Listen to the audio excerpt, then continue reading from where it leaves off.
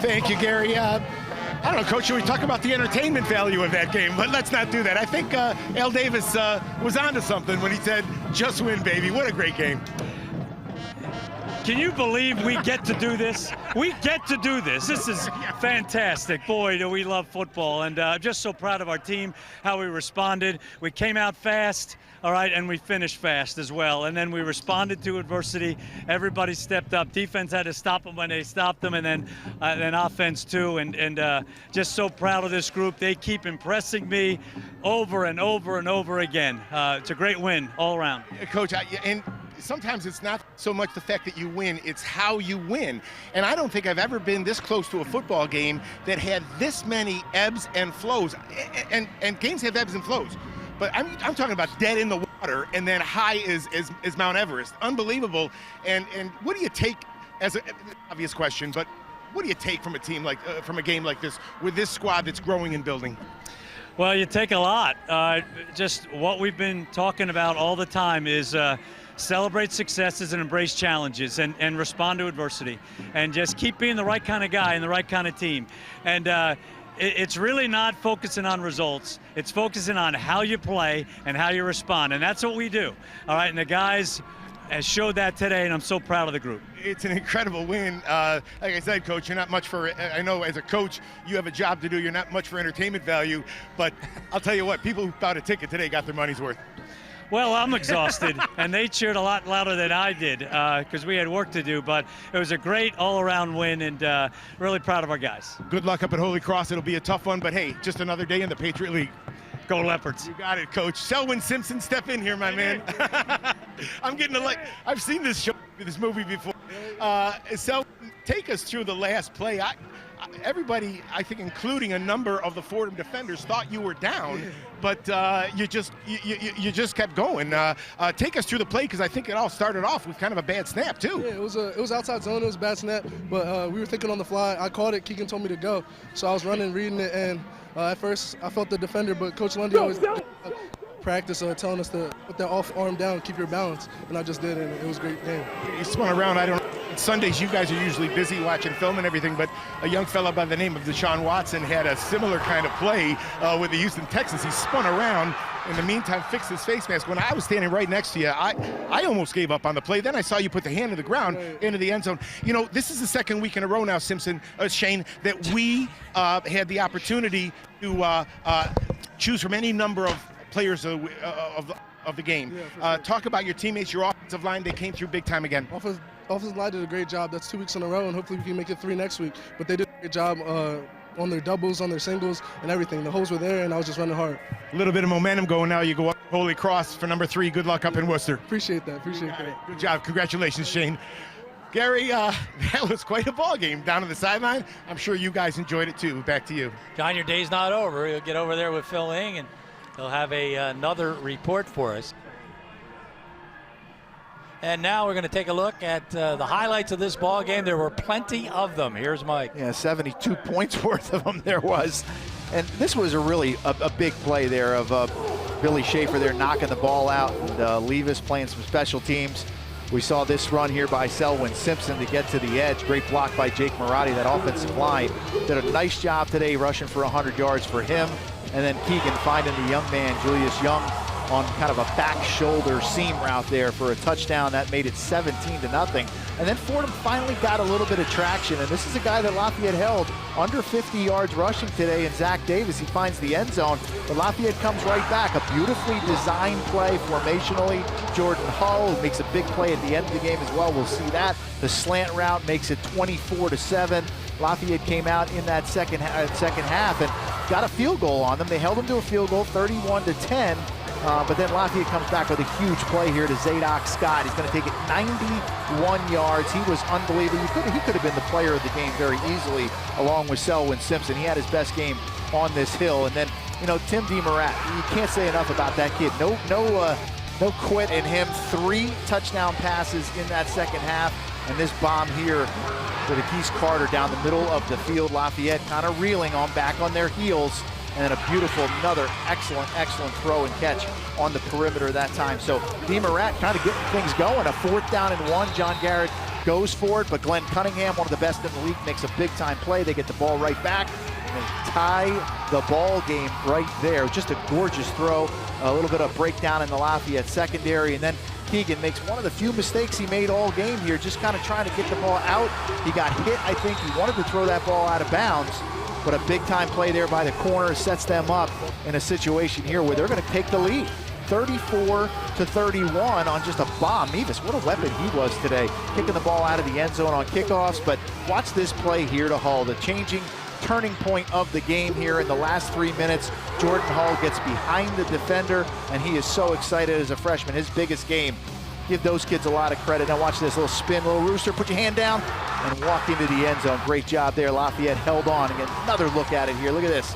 Boom, I tell you what, Fordham is going to look at Selwyn Simpson, and they are going to see him in the last 2 years in their nightmares. And the last play of the game here, Lafayette gets good pressure up the middle again.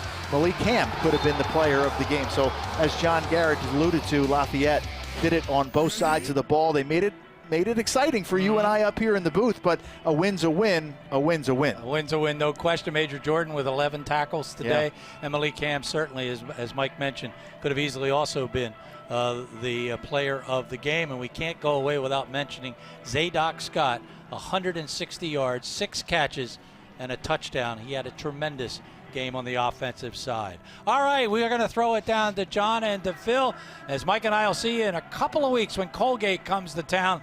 Glad you spent a little time with us today. And here is John Leone and Phil Ing. Thank you so much, Gary. Yeah, we're glad everyone spent a little time with us. That was a lot of time. That was one whale of a football game. And Phil, I know you're getting a little older. Your memory is not what it used to be, but can you recall a game that had that many peaks and valleys? And I mentioned it to John Garrett. There were times when we thought we were going to blow Fordham out of the stadium, and then there were times we thought we had no shot. Yeah. And in the end, it turns into a Lafayette win. Yeah, I can't remember specifically, but I can remember, in general, the fact that, you get down, you get up, you get down, you always just got to do your job, and that's the mindset that you have to have. That's the mindset of a winning team.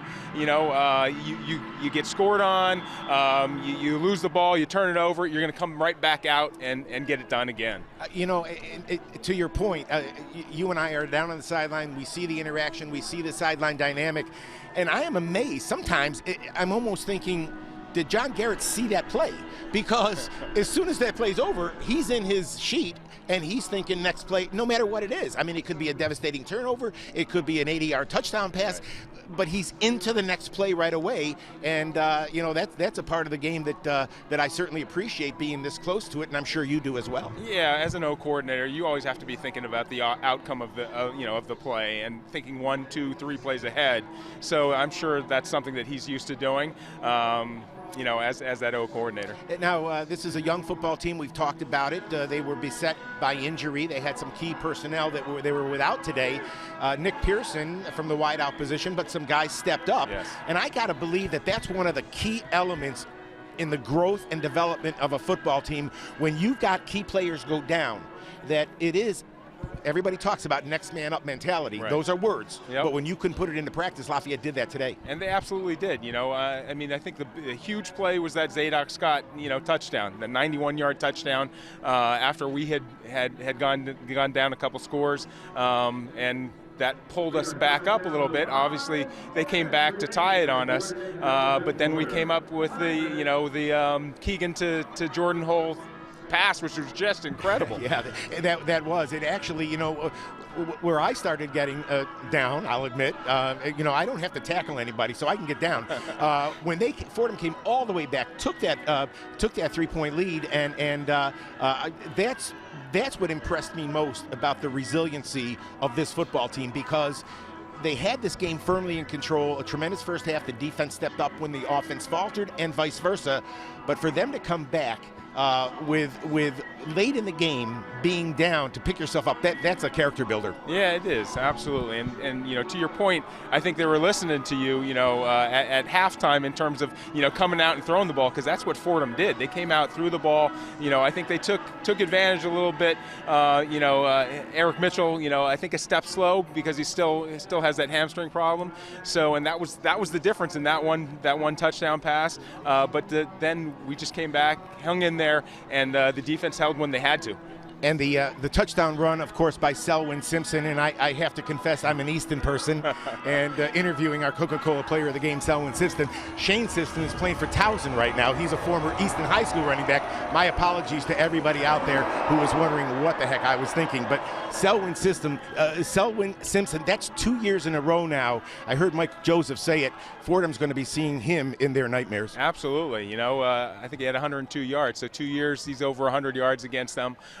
Hard-fought yards, and that was an amazing touchdown. Just kind of like slung around, kept his balance, and kind of whipped him into the end zone. Well, you and I went over some keys to the game, turning back the clock. Gary talked about springing forward. Lafayette took a big step forward today. But, you know, Phil, I'm not sure what your grade point average was when you were at Lafayette. I know you graduated from this place. You're obviously a pretty smart guy.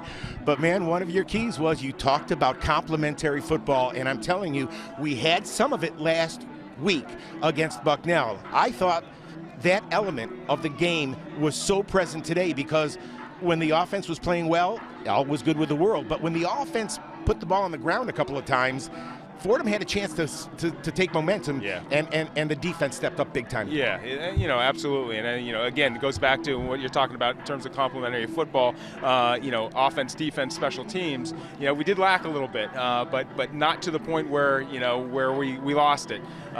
You know, I think offensively, when you talk about complementary football, you know, running versus passing, it was absolutely present in that first half. We were able to just do about anything we wanted to do because it was 2nd and 4, 2nd and 3. You know, John Garrett had the whole playbook to pull plays out of. Yeah, and he was hard at work today. That's going to do it for us. The guys in the truck, they want to go get supper, and I could talk about this game forever. That's not good news for those guys. But I'll follow the direction of our director, Rick Geho, the entire RCN television team, to Gary and Mike, who did a terrific job calling a terrific game. We'll be away next week. Let's follow the Leopards up to Worcester, and then we'll be back here at Fisher Stadium in 2 weeks as the Lafayette continues its march toward a Patriot League championship.